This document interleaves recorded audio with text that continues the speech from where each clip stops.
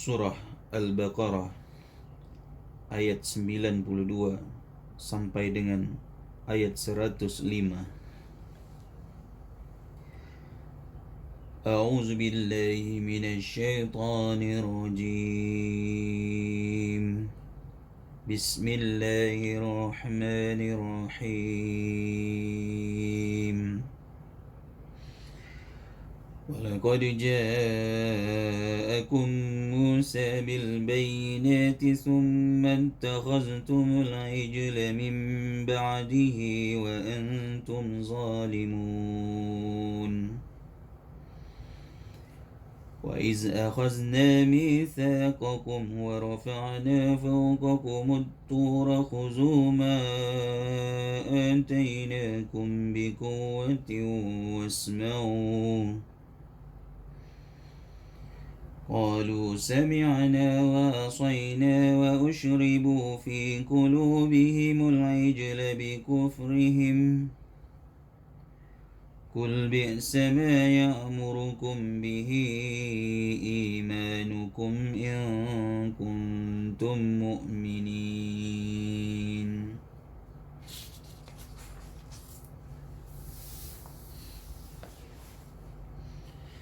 قل إن كانت لكم الدار الآخرة عند الله خالصة من دون الناس فتمنوا الموت إن كنتم صادقين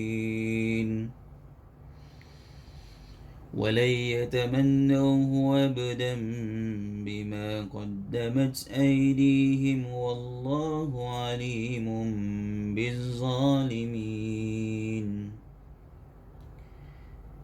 ولتجدنهم أحرص الناس على حياة ومن الذين أشركوا يود أحدهم لو يؤمر ألف سنة وما هو بمزهزه من العذاب أن يؤمر والله بصير بما يعملون. قل من كان عدوا لجبريل فإنه نزله على قلبك بإذن الله مصدقا لما بين يديه وهدى وبشرى للمؤمنين. من كان عدوا لله وملائكته ورسله وجبريل وميكال فإن الله عدو للكافرين.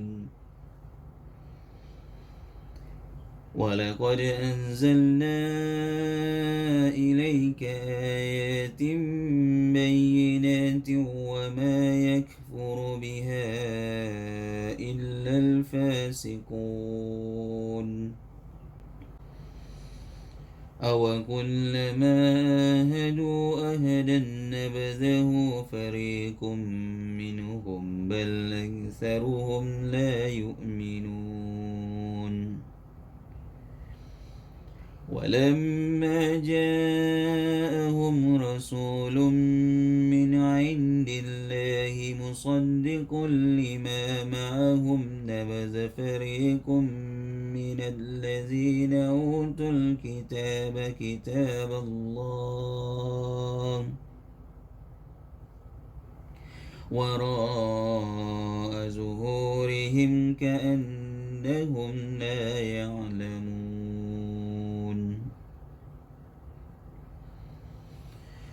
واتبعوا ما تتلو الشياطين على ملك سليمان وما كفر سليمان ولكن الشياطين كفروا يعلمون الناس السحر وما أنزل على الملكين ببابل هاروت وماروت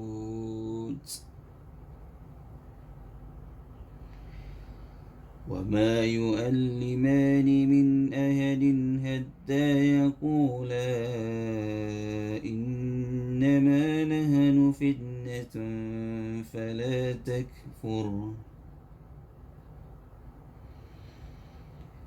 فيتعلمون منهما ما يفرقون به بين المرء وزوجه وما هم بضارين به من أحد إلا بإذن الله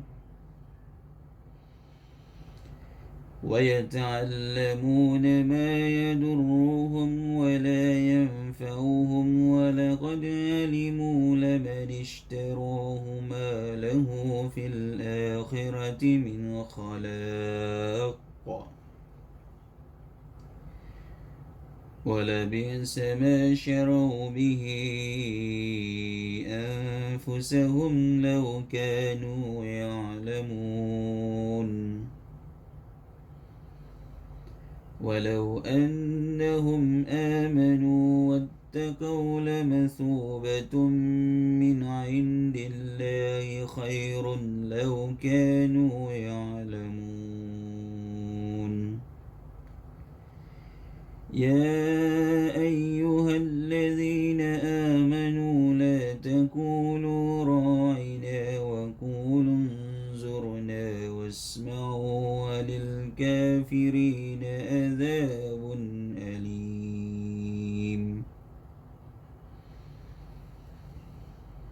ما يود الذين كفروا من أهل الكتاب ولا المشركين أن ينزل عليكم من خير من ربكم والله يختص برحمته من يشاء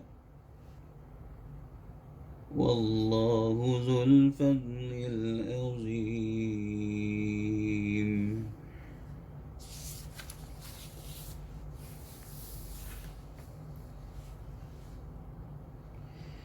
Dan sungguh Musa telah datang kepadamu dengan bukti-bukti kebenaran.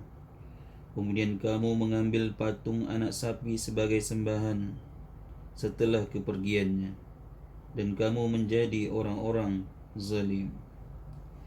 Dan ingatlah ketika kami mengambil janji kamu dan kami angkat gunung Sinai di atasmu seraya berfirman, pegang teguhlah apa yang kami berikan kepadamu dan dengarkanlah.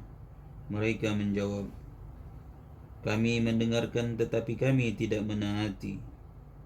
Dan diresapkanlah kecintaan menyembah patung anak sapi ke dalam hati mereka itu karena kekafiran mereka. Katakanlah, sangat buruk apa yang diperintahkan oleh kepercayaanmu kepadamu jika kamu orang-orang beriman.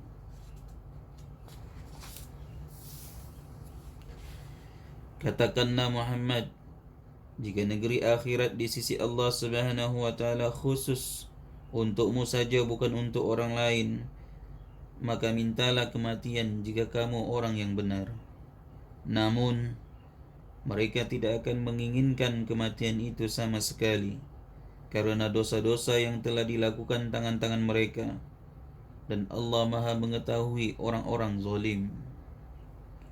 Dengar, dan sungguh engkau Muhammad akan mendapati mereka, yakni orang-orang Yahudi, manusia yang paling tamak akan kehidupan dunia, bahkan lebih tamak dari orang-orang musyrik. Orang musyrik adalah orang yang mempersekutukan Allah dengan yang lain. Masing-masing dari mereka ingin diberi umur 1000 tahun, padahal umur panjang itu tidak akan menjauhkan mereka dari azab. Dan Allah Maha melihat apa yang mereka kerjakan.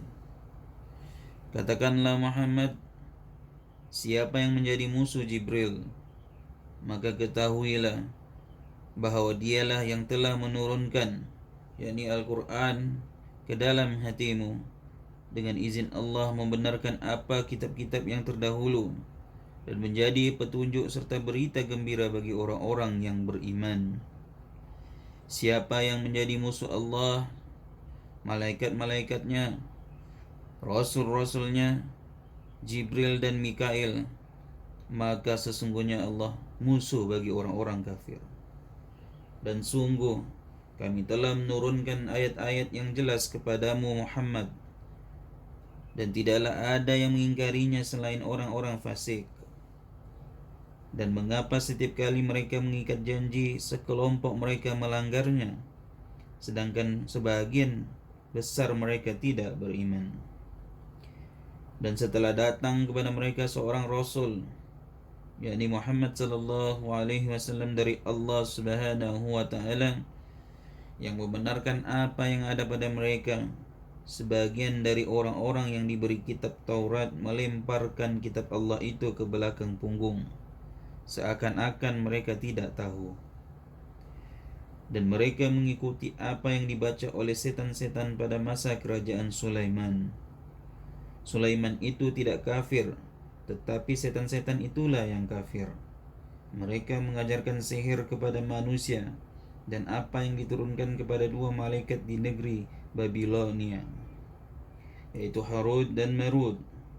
Padahal keduanya tidak mengajarkan sesuatu kepada seseorang sebelum mengatakan, sesungguhnya kami hanyalah cobaan bagimu, sebab itu janganlah kafir. Maka mereka mempelajari dari keduanya, yakni malaikat itu, apa yang didapati memisahkan antara seseorang suami dan istrinya. Mereka tidak akan dapat mencelakakan seseorang dengan sihirnya kecuali dengan izin Allah Subhanahu wa taala. Mereka mempelajari sesuatu yang mencelakakan dan tidak memberi manfaat kepada mereka, dan sungguh mereka sudah tahu barang siapa membeli, yakni menggunakan sihir itu, niscaya tidak akan mendapat keuntungan di akhirat.